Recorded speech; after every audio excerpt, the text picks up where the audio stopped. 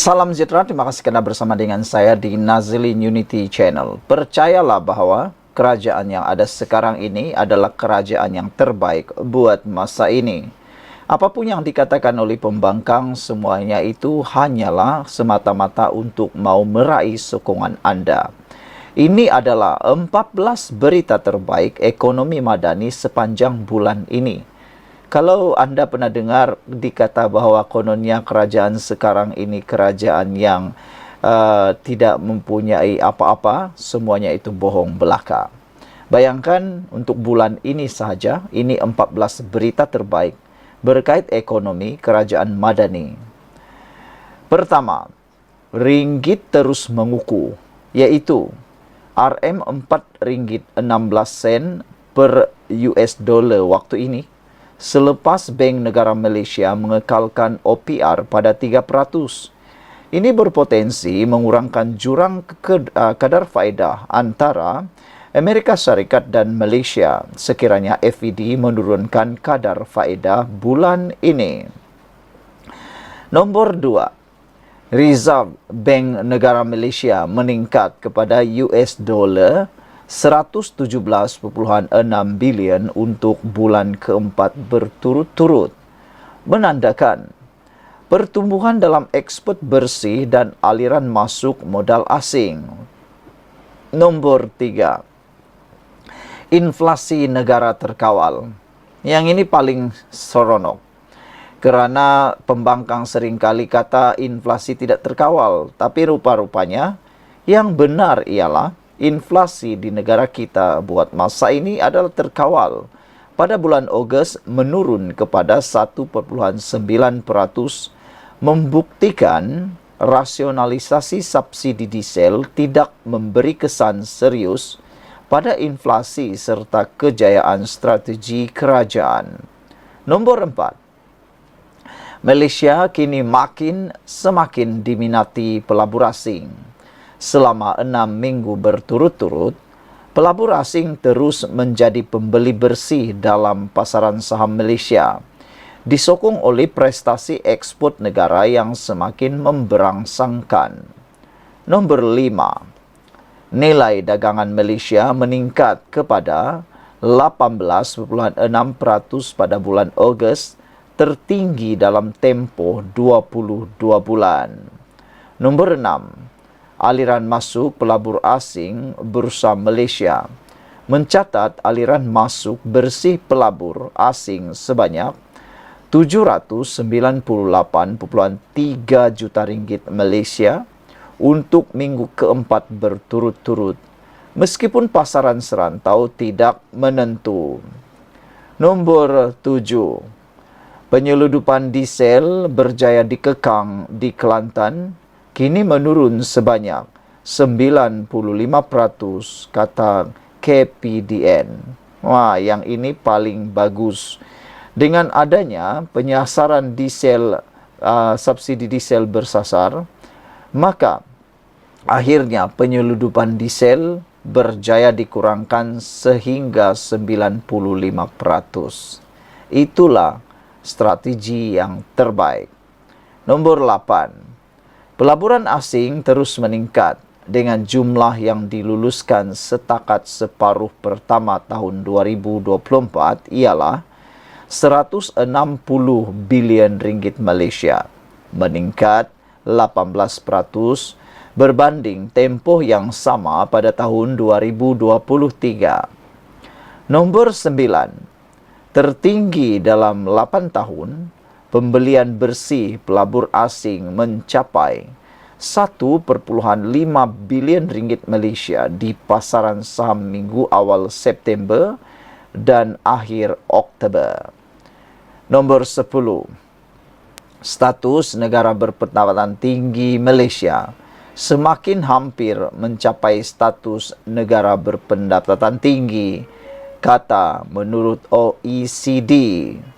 Nombor 11, harga getah dijangka naik kerana pengeluaran dari China dan India tidak mampu menampung permintaan global.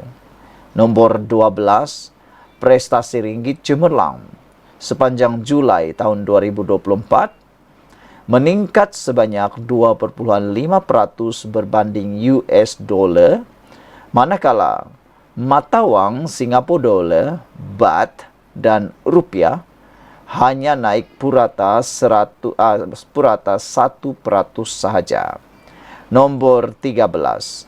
Pertumbuhan ekonomi menakjubkan. Dijangka mampu mencapai lebih 5% pada tahun 2024 menurut MD Hong Leong Bank. Ini dianggap menakjubkan memandangkan hutang kerajaan tidak meningkat secara mendadak. Dan yang terakhir, ke-14, Bursa Malaysia melonjak. FBM KLCI mencapai paras tertinggi dalam tempoh 4 tahun, melepasi 1,670 mata pada 26 Ogos yang lalu. Kredit Nazri Hamdan dipetik daripada Harapan Daily, disusun oleh Ahmad Mursi. Sekian dulu untuk kali ini. Jangan lupa share video ini. Kita jumpa lagi. Berikan komen Anda. Salam sejahtera. Terima kasih kerana bersama dengan saya di Nazilin Unity Channel. Terkejut kita dengan satu laporan mengatakan bahawa Dr. Mahathir memecut lebih daripada 150 km sejam.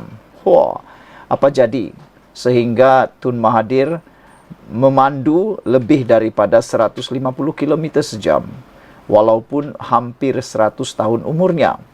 Oh, rupa-rupanya ini yang terjadi. Saya sangka Tun Mahathir akan disaman gara-gara memandu laju ini.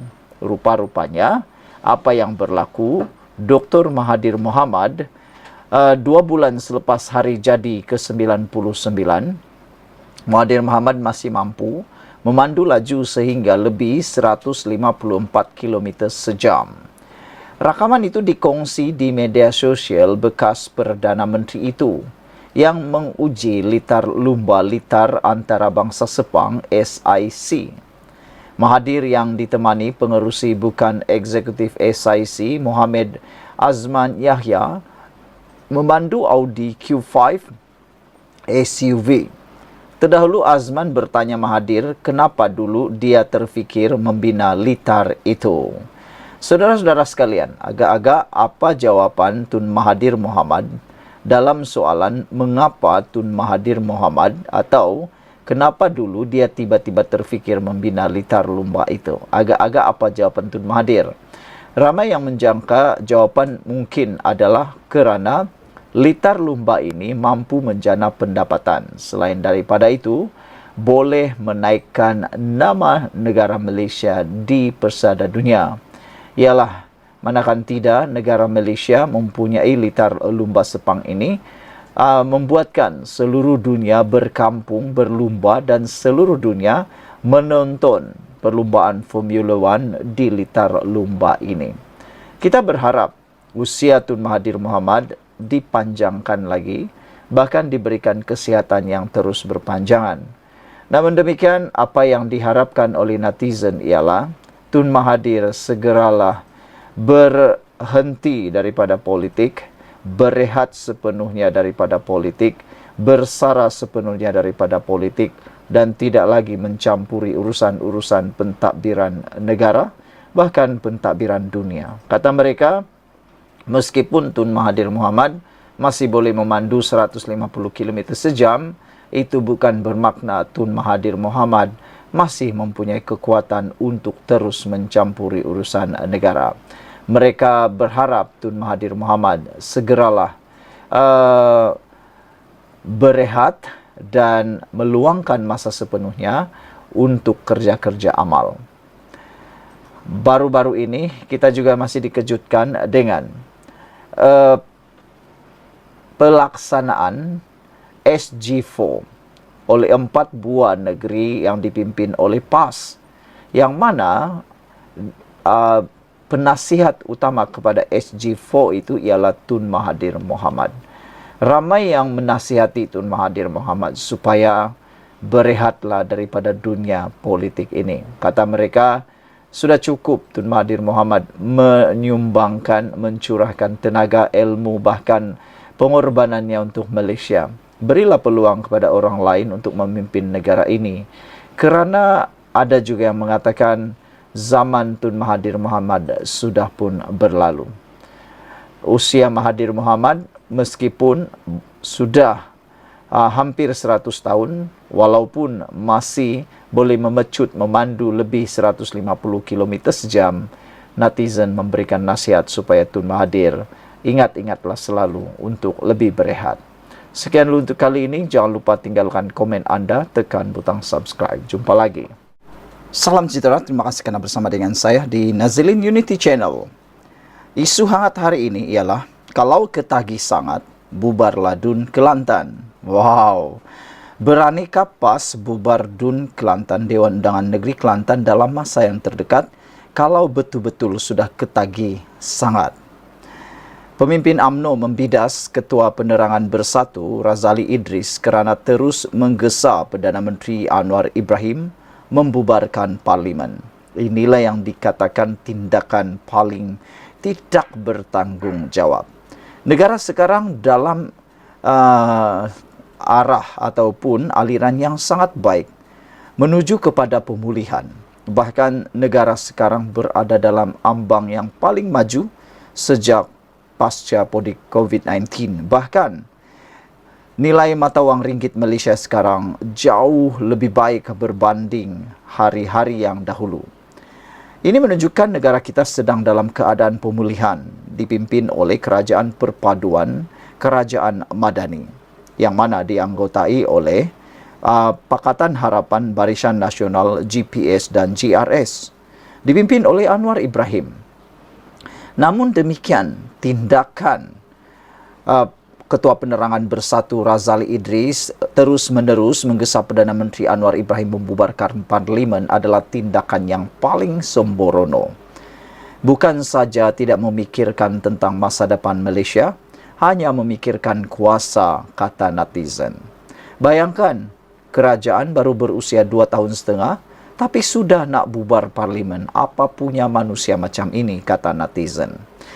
Kalau dah kemeruk kuasa sangat, tunggulah 5 tahun ini. Berkata titah Kebawah Yang Maha Mulia di Pertuan Agong, tunggulah PRU akan datang 5 tahun saja, tak lama. Ini dah kemeruk sangat berkuasa, dah ketagih sangat kuasa, tak sangka pula masih lagi menggesa bubar Parlimen. Apa kata? Berkata Puan Zarkasi, kalau ketagih sangat, bubarlah Dewan Undangan Negeri Kelantan. Kalau ketagih sangat bubar Dewan untuk uji kekuatan, lebih baik bubar Dewan Undangan Negeri Kelantan, kata Puan Zarkasi. Perikatan Nasional baru sahaja kalah teruk di Nenggiri, kata anggota Majlis Kerja Tertinggi MKT UMNO Muhammad Puan Zarkasi. Bulan lalu, BN merampas semula kerusi Nenggiri dalam pilihan raya kecil PRK dengan majoriti besar 3,352 undi, jauh lebih besar berbanding majoriti 810 undi PAS sebelum ini. Terdahulu, Razali berkata pilihan raya adalah jalan terbaik untuk mengukur sokongan kerajaan, bukan usul tidak percaya di Dewan Rakyat. Kalau betul-betul nak dapatkan mandat sahih, maka Perdana Menteri Anwar Ibrahim segera bubar Parlimen kerana yang mutlak memilih adalah rakyat jelata, bukan ahli Parlimen. Dia dipetik sebagai berkata kepada FMT. Razali berkata seperti ini seakan-akan dia lupa bahawa mereka pernah membuat perkara yang jauh lebih tidak bermoral, iaitu langkah Sheraton. Bukankah langkah Sheraton itu jauh lebih teruk, iaitu menjadi kerajaan melalui tebuk atap, menjadi Perdana Menteri melalui tebuk atap, bukan dipilih oleh rakyat. Anwar Ibrahim jadi Perdana Menteri kerana telah melalui proses pilihan raya dengan disokong oleh ahli Parlimen daripada GRS, GPS dan juga Barisan Nasional. Jadi, di mana ilmu pengetahuan ahli Parlimen ini ataupun Razali ini sehingga dia lupa bahwa merekalah terdahulu pernah melakukan langkah yang jauh lebih jahat, yaitu langkah Sheraton. Sementara itu, Puat berkata, pembubaran parlimen hanya membuang masa, membazir dan menyusahkan rakyat. Rakyat di luar sana, betul-betul sudah muak dengan permainan politik. Asik-asik pilihan raya, asik-asik pilihan raya. Tunggulah 5 tahun. Kami semua menjunjung kasih titah ke bawah Duli Yang Maha Muliaan di Pertuan Agong yang telah bertitah, kalau nak bermain politik, tunggu 5 tahun. Tunggulah 5 tahun. Kalau benar-benar Anda berkuasa, Anda pasti akan menang. Jangan pula sekarang. Menyifatkan Razali terlalu naif, Puat sebaliknya mencabar Perikatan Nasional untuk memujuk mana-mana parti kerajaan menarik balik sokongan kalau benar kerajaan hari ini pecah. Itu jauh lebih baik. Kami, netizen, rakyat Malaysia dah muak. Malas sudah nak mengundi-ngundi setiap tahun. Bayangkan, PRU yang lepas, sebelum PRU 15, berapa kalikah kita mengundi dan macam-macam lah perkara yang betul-betul membuatkan rakyat muak dengan permainan politik yang ada. Sekian dulu untuk kali ini. Jangan lupa tinggalkan komen Anda, tekan butang subscribe. Kita jumpa lagi. Bye-bye. Salam sejahtera. Terima kasih kerana bersama dengan saya di Nazilin Unity Channel. Tindakan timbalan Ketua Pemuda PAS, biadab, menghina dan juga mengungkit semula kes Anwar Ibrahim dianggap sebagai lupa daratan. Ini apabila Faiz sekali lagi mengingatkan Pemuda PAS, Fazil Nur pernah membela Anwar Ibrahim. Anak bekas Presiden PAS, Fazil Nur, mengingatkan, saya pemuda parti itu bahawa Allahyarham bapanya berdiri teguh dalam mempertahankan Anwar Ibrahim ketika Perdana Menteri itu menghadapi pertuduhan liwat suatu ketika dahulu. Setiausaha Agung Amanah Faiz Fazil berkata, arwah bapanya juga selalu berkongsi cerita mengenai kezaliman terhadap Anwar di rumah dan hampir setiap malam ketika berceramah. Almarhum Fazil Nur juga tidak pernah jemu mengunjungi Anwar Ibrahim ketika prosiding mahkamah berlangsung, serta almarhum Fazil Nur juga adalah pemimpin pertama pembangkang ketika itu hadir mempertahankan Anwar Ibrahim. Kata bekas adun Permatang Pasir itu dalam satu kenyataan media. Faiz mengulas gesaan timbalan Ketua Pemuda PAS Muhammad Faiz Sabri agar Anwar memohon semakan terhadap kes liwat berkenan. Ia susulan ucapan Anwar pada Sabtu lalu sempena ulang tahun ke-25 Gerakan Reformasi, di mana Presiden PKR itu menyatakan dirinya sebagai banduan terhormat yang berdepan dengan tuduhan yang zalim dan keji. Anwar dipenjarakan sebanyak 2 kali atas tuduhan salah guna kuasa dan liwat yang menurutnya direka oleh musuh politiknya. Kes pertama adalah pada tahun 1999 ketika pentadbiran Dr. Mahathir Mohamad sebagai Perdana Menteri. Dia dibebaskan pada tahun 2004 apabila Abdullah Ahmad Badawi menggantikan Mahathir.